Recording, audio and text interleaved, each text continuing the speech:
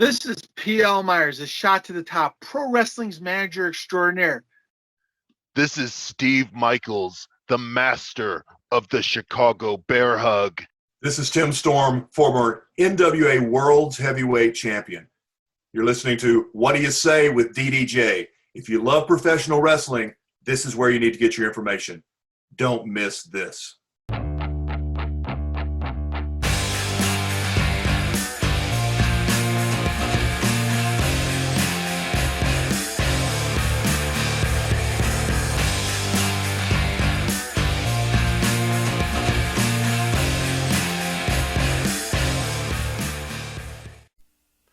Welcome everyone to episode 9 of What Do You Say with DDJ. As always, I am your host DDJ, and my guest this week is my very good friend Jordan Kross.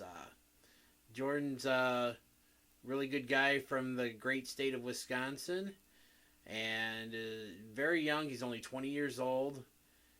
Very down to earth. You can tell he was raised by some really good parents. I think you're going to have a lot of fun listening to this guy who's basically living his dream. So please just kick back, relax, grab a cold one, and enjoy episode 9 of What Do You Say with DDJ and my guest, Jordan Kross.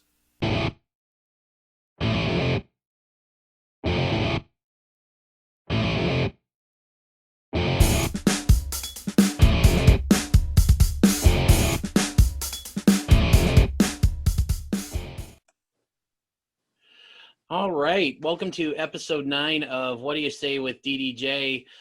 With me this evening, I have my very good friend, Jordan Kross. Jordan, thank you so much for joining me tonight. Absolutely, happy to be here. Awesome. So let's get right into it.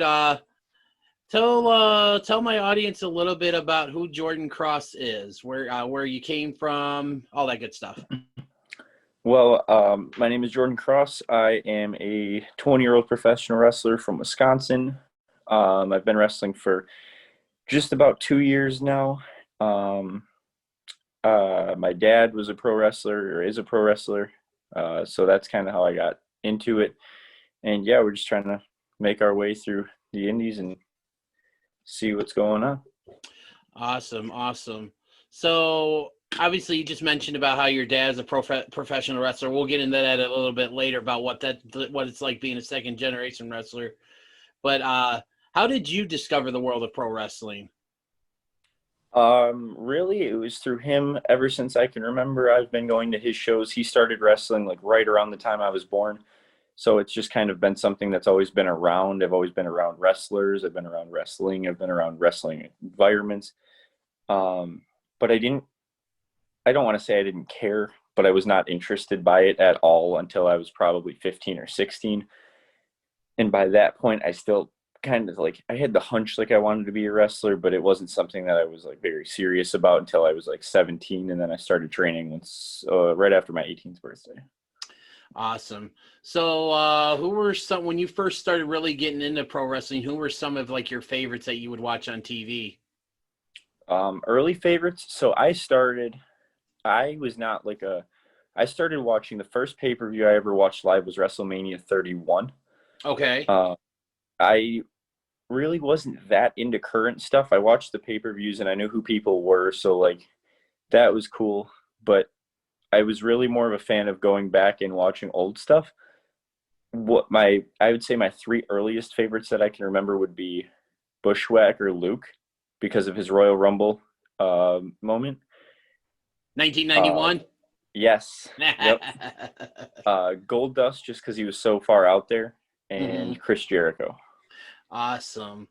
One of the things I've noticed in a lot of the episodes that I've done when I've talked to my guests and asking them who their favorite wrestlers are, Chris Jericho is probably the name I hear most. What is it about Chris Jericho that makes him so appealing to you? I'm not going to lie. It was the light-up jacket. Nothing wrong with that. That was a pretty cool jacket. So it was that, and then the more I got into watching wrestling for the wrestling and less for the storylines, the more I realized how talented he was and how much he could go with anybody. If it was a big guy, he could he could do big guy stuff. He could do cruiserweight stuff. And just the evolution of Chris Jericho is something that I really was inspired by just because of the longevity that he's had. I think he's just hit 30 years in the wrestling business. Like, that's insane to be still actively performing every single week at 30 years, just because of the way he's preserved himself and the way he can constantly reinvent himself. And it's really inspiring. Yeah, actually, I said as of this recording, AEW Dynamite just finished up about a half hour ago, and he had a really good match with Isaiah Cassidy of Private Party, and Isaiah came out of it, I think, a bigger star, which is something that Jericho's been really good at as of late. What would you say is your favorite era of Chris Jericho? Is it like what he's going through now? I know you mentioned the light up jacket. Obviously, when I started watching because of the light up jacket, I thought that was like the coolest thing ever. But I really think my favorite Jericho ever was WCW Jericho, the cruiserweight, with just like all the guys that he was working with were so good. And they just put so many great matches together with so many things that I, when watching them, had never seen before. And I think that would be my favorite, because every time I watch a WCW Cruiserweight Chris Jericho match, it's something new that I see in the match that I'm just like, wow, that is super cool. Awesome. Yeah. I'm a fan of that era as well, too. Mainly like the 98 heel Jericho with Ralphus and Absolutely. The man of the 1004 holds gimmick, when he was parodying Goldberg and getting locked out of the arenas and stuff like that. God, he's just such an amazing talent. So you mentioned that it was about 17 when you decided, you wanted to become a professional wrestler. What were the reactions your parents had when you went to them and said that this is what I want to do? So my dad was having his final match. He was ready to hang it up. He wanted one more match. It was a tag match with his friends. And after the match, he was having like an in-ring celebration because it was at like the promotion in my hometown. All our family and friends were there. And he had me come in the ring, and I gave him a hug, and I whispered in his ear and I said, I think I want to do this. And that ultimately led to him not hanging it up, because he wanted one of the things that we had talked about since I was little was wanting to wrestle him in his last match being against me, and just for like the coolness factor of that like that's my dad's last match was against me. So he was kind of annoyed that it was, I wouldn't say annoyed, but you know what I mean? Like that was supposed to be his last match, and I made it not his last match. But my mom was just like, whatever, don't get hurt. Kind of like your dad's probably thinking, just when I'm about to get out, you pull me back in. Exactly. Like he's like, you couldn't have cared less about this while I was doing it actively until I'm ready to stop, and then you want to do it. Okay, so where did you go to train? So the first place I went to train was up in Milwaukee with Angel Armani and Silas Young. I trained there I started in October of 2018. They gave me the opportunity to work with guys like Robbie E. or Robert Stone, Juice Robinson, Austin Aries. Oh, wow. Yeah, so those were pretty cool, just to be able to like sit under the learning tree of those guys, work with them a little bit in the ring, get their take on stuff. And then I really, it's kind of weird. I don't have a place that I actively train. I just kind of bounce around. Like, just recently I've been talking to the guys at the Freelance Academy to bounce down there from time to time. I've been doing seminars at like all over the place. I've done Evolve seminars with guys like Tommaso Ciampa, Walter, Timothy Thatcher. I've done them with guys like Dustin Rhodes, which was really cool because he was one of my favorites He's one of when I mine started too. watching.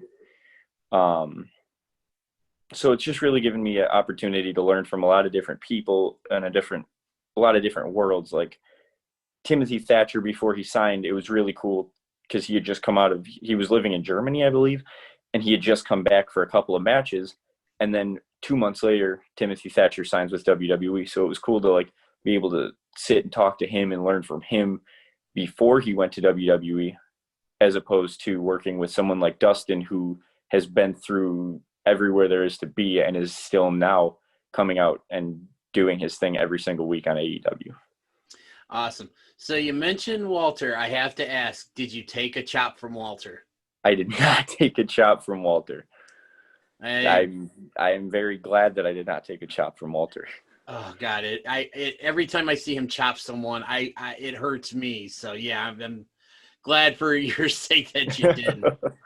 So, what would you say, when you started forming your character and your style and stuff? Who were like some of the guys that you drew from?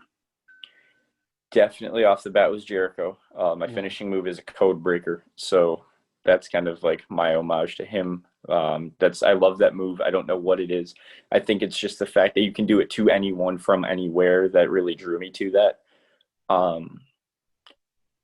But so when it comes to like watching people and learning from people, it's Jericho, but more recently, one of my favorites has become Owen Hart, just for the technical aspect, and just some of the things that he did were so ahead of his time. And that's really one of the people that I've started modeling myself after, in my eyes, was trying to learn from guys like Owen Hart. Awesome. So now, so when you, like, what was the feeling like when you stepped through the curtain for your very first match? So my first match was in my hometown, in front of all my friends and family, against a guy that I've known since I was 3 years old, by the name of Dave Rydell, who is one of my very best friends. He's like an uncle to me. I call him Uncle Dave. Just knowing, like, whether I didn't know what was going to happen after that night. I didn't know if I was going to do it once and I was going to say, you know what, maybe this isn't for me. I got out there. I looked at him in the eyes, and he looked at me, and he said, wow, this is actually happening. This is really freaking cool. And there was about 650 people there, so it was a really good sized crowd. And just being in front of the crowd gave me a feeling that I had never felt before. And I told myself that I was going to decide that night if I wanted to stick with it. Once I walked through that curtain and heard that crowd, I knew that this is something that I wanted to do. Awesome. So tell me about some of the where all have you worked? Obviously, I know you're based in Wisconsin and stuff, but where else have you traveled to work?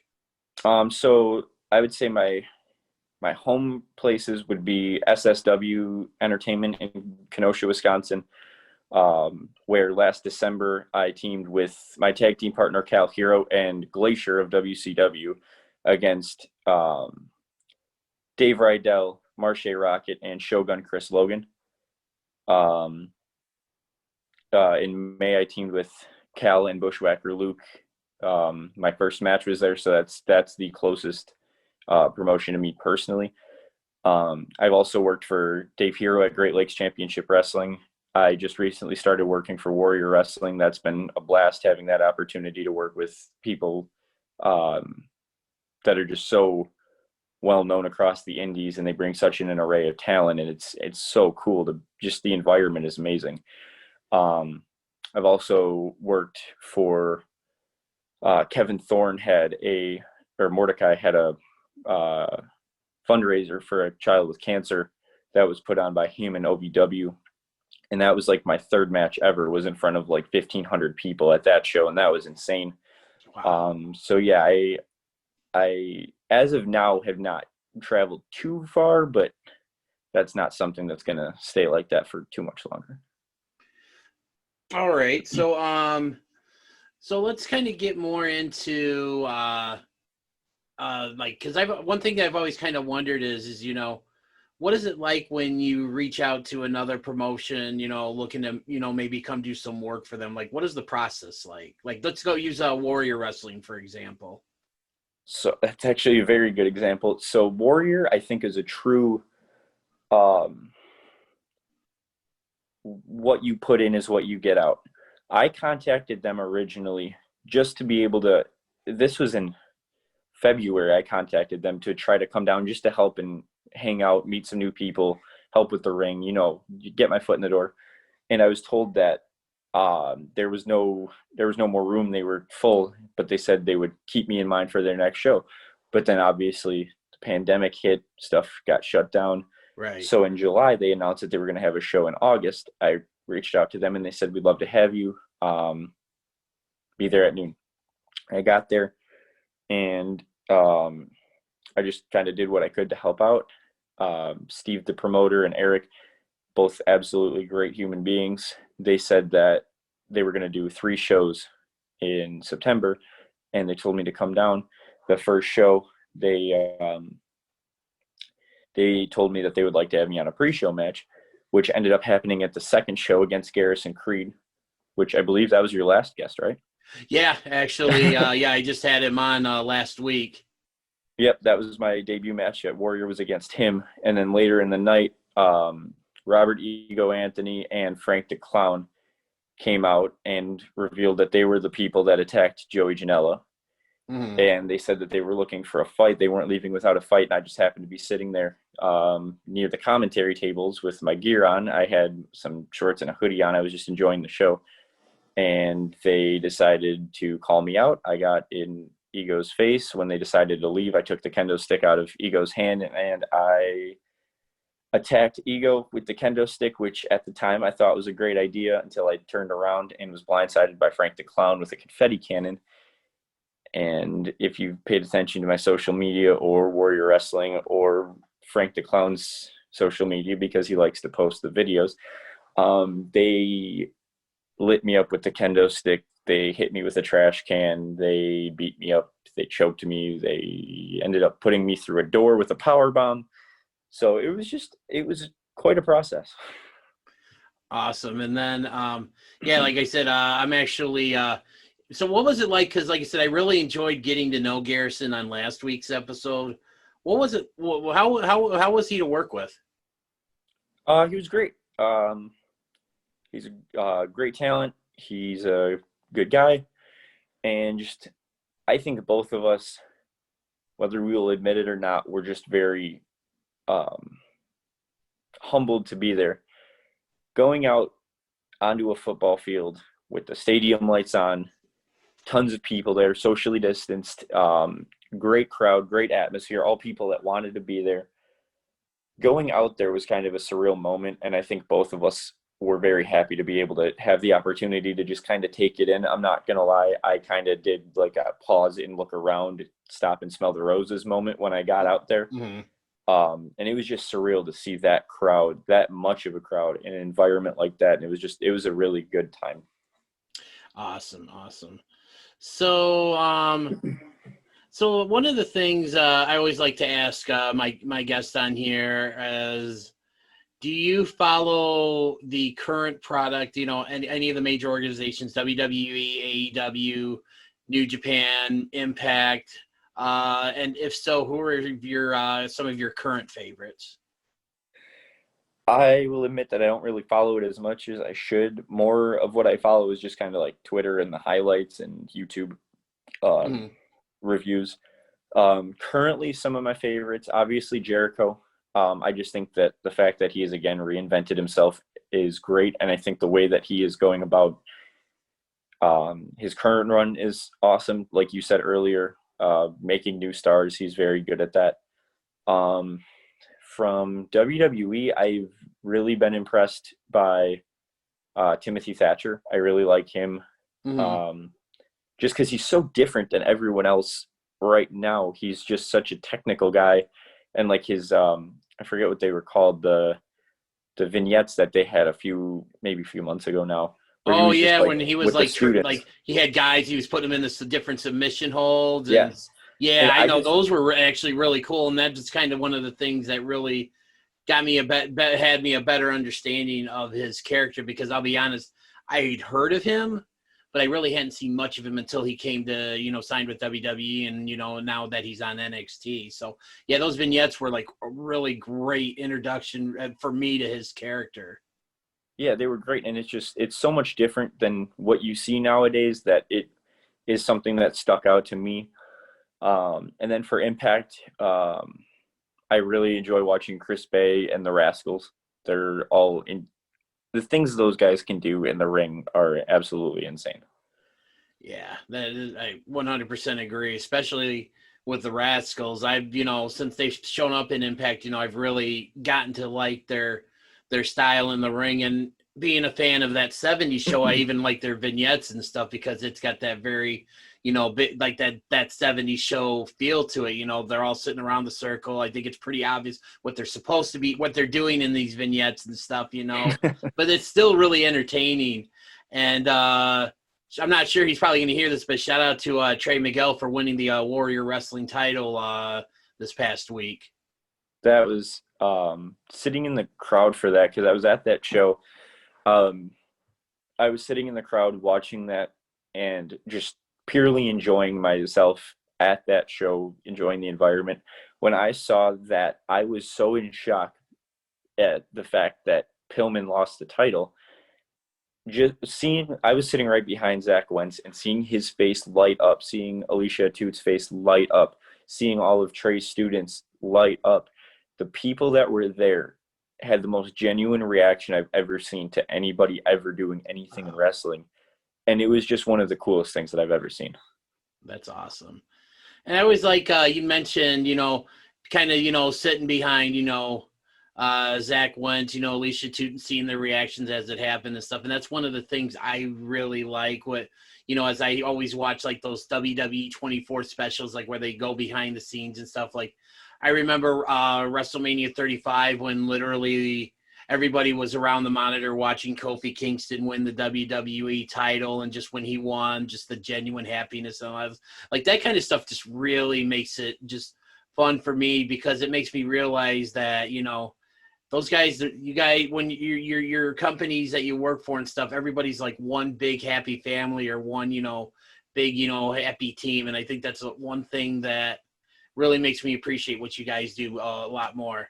So one of the things you and I were discussing, as we were kind of getting this show set up together and stuff, is, and this is actually something that I'm planning on discussing with a couple friends on another podcast that I'm working on, is what does professional wrestling mean to you? And like also, what are some of like the greatest benefits and things to happen since you became involved in the world of wrestling, both as a fan and actually as a performer?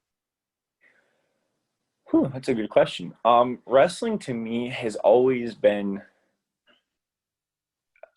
like a lifestyle is so cliche, but it's just something that has always been around for me. And it's always been something nice. Like when I was little, if I had a bad day or a bad week, and I was like, oh, Dad's wrestling this weekend. It was so cool to just be able to lose myself in a wrestling show as a young kid and as I grew up. And I always had the weekends to look forward to because I could go watch some wrestling, which is definitely an advantage of having a dad that's a wrestler. Because when I was like 13 and 14, I started, hey, can I come to the show with you? Hey, can I come to the show with you? And it really gave me an opportunity to see a lot of cool people, meet a lot of cool people, and just watch some really cool things happen. And it's just something that's always been around, and I can't see myself having a life that doesn't involve wrestling because of how much it's been in my life. Awesome. So that's kind of, for me, a lot of what you said kind of rings true with me. It's always been there for me. I always talk about how outside of my family and my friends, this is like wrestling is the thing I'm most passionate about. And it's because it's not only given me something to, be, be a fan of and get into, but wrestling's allowed me to do things such as this podcast with that I have you on right now. I've made, I've had, I met my best friend and I became friends. Just we worked together many years ago at Toys R Us, and we see each other. We might nod or acknowledge each other, but it wasn't until we ran into each other at a WWF show back in, I think it was like 1997, and when we realized that we both were into wrestling, that's when our friendship really grew and blossomed. And I think honestly, that's kind of one of the most rewarding things about being a wrestling fan is all the friendships that I've made. With my friends, even just, meeting people at conventions such as yourself. I mean, we, you did something for me before All In Weekend, and I remember running into you at the Starcast and stuff, and just kind of starting our friendship there. So so tell some about like the friendships and stuff that you formed and stuff. Like, what's that like for you? So it's really cool. I was in a cool spot because I started as a fan, growing up around wrestlers, but still being a fan because of my dad. And I got the chance to meet people. Like, my first show that I remember going to was like a big show, had like Kurt Angle, Rhino, Bushwhacker Luke, Abyss, Al Snow. So I got to meet people like that. And as I got older, I started to get into Facebook groups and go to conventions, and that's where I met guys like you. My buddy Justin Del Rio, one of my best friends in the world. I met him through Facebook. I met all the guys at Too Sweet Cosplay, all great people. I met them. Yes, they are. Shout out to Nico, Steve-O, EJV, and Wildcard. Absolutely. And so it's really cool to have met them. And on the flip side, it's really cool because I've started to be on shows and be in matches with people that I paid to meet as a fan. One of my favorite stories is I was so excited to meet Glacier at Starcast on All Weekend in Chicago. I've never bought a photo op for anyone faster than Glacier, because as I was watching wrestling and watching WCW and exploring, I thought that was the coolest character, like the Sub-Zero, like he made it snow. I thought that was the coolest thing. So I met him and I took this picture with him, and I thought it was so cool that I had met him. And now fast forward just about 2 years, I talked to him yesterday, and he's one of a very good friend of mine. So, and being able to say that I teamed with him, that was so cool. He even said he got the standing ovation, the "You still got it" and "Thank you, Glacier" chants. And he came in the back with tears in his eyes, and he said that was one of the coolest things ever. That's awesome. Yeah, I had a really cool experience meeting him as well too. I mean, he even had like the gear on and everything, and yep. I thought that was really cool. So a while ago we alluded, we talked about the fact that your dad's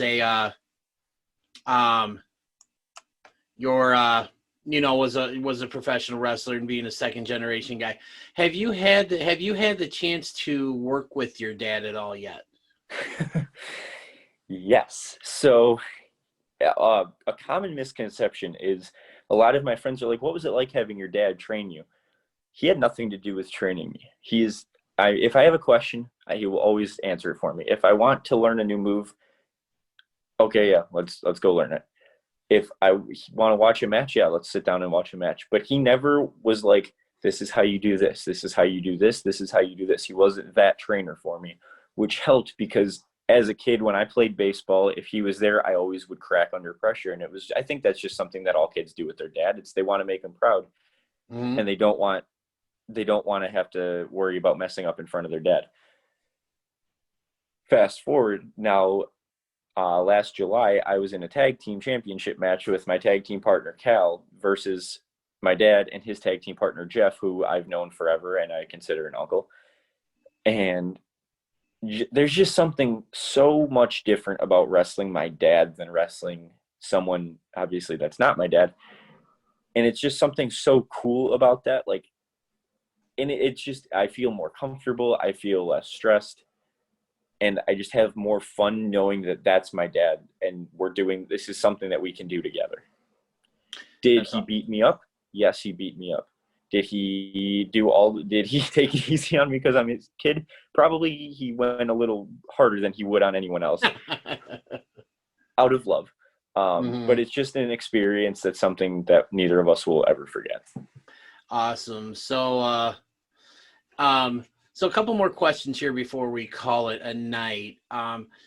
You had mentioned, like you said, working with your dad and stuff. I mean, would you say that maybe eventually being in a tag team match with your dad as your partner is something that you would like to do?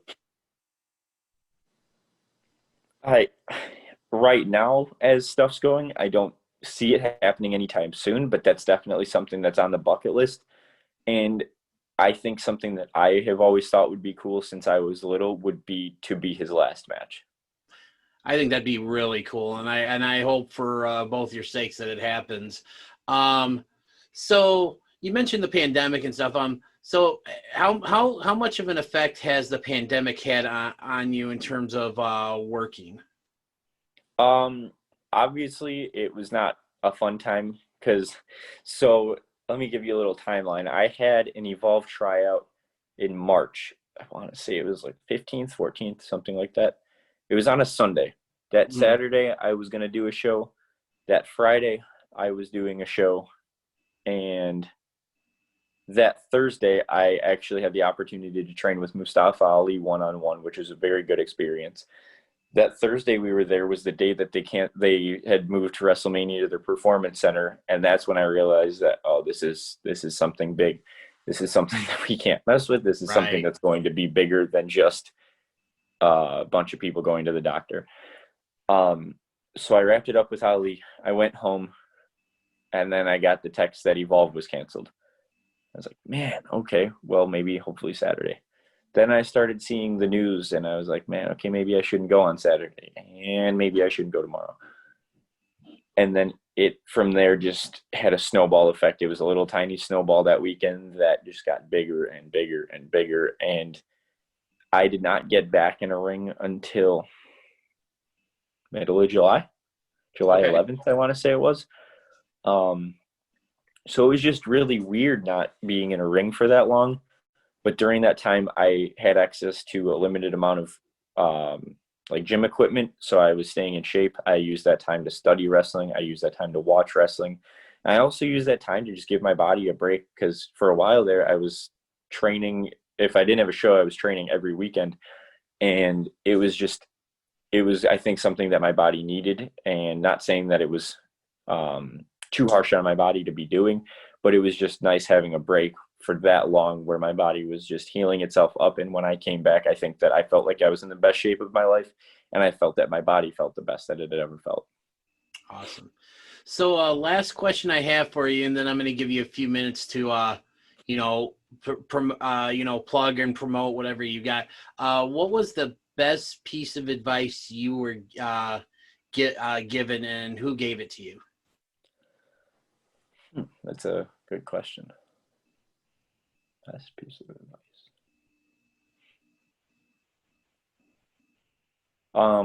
One of the cliche ones that I know I've heard on your podcast, which is why I try to stay away from it, is keep your eyes open and your mouth shut.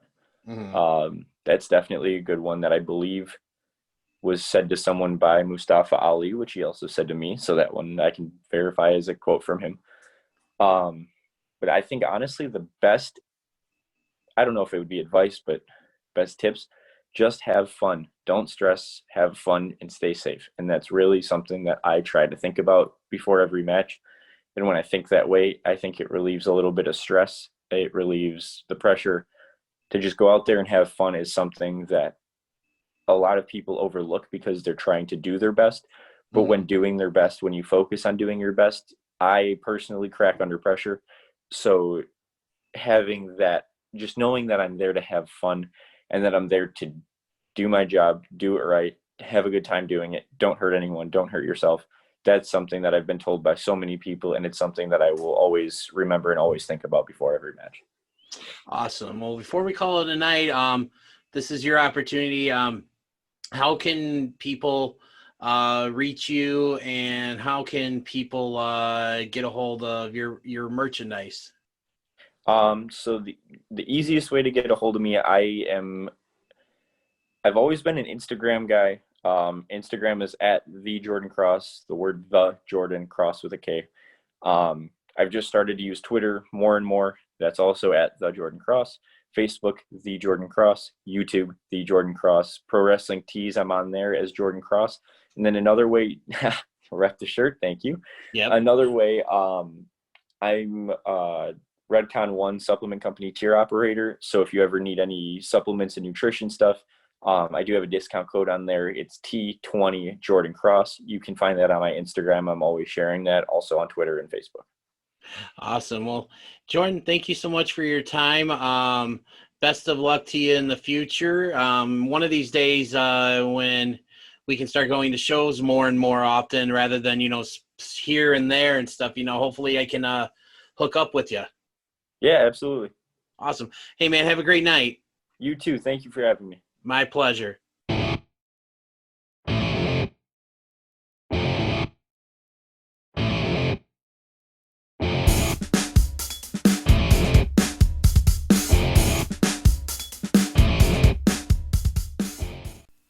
Jordan, thank you so much for joining me on this episode of What Do You Say with DDJ. I know I had a lot of fun talking with you, and I hope you, my viewers, enjoyed it just as much. Once again, if you'd like to reach him on social media, he is available on all major platforms.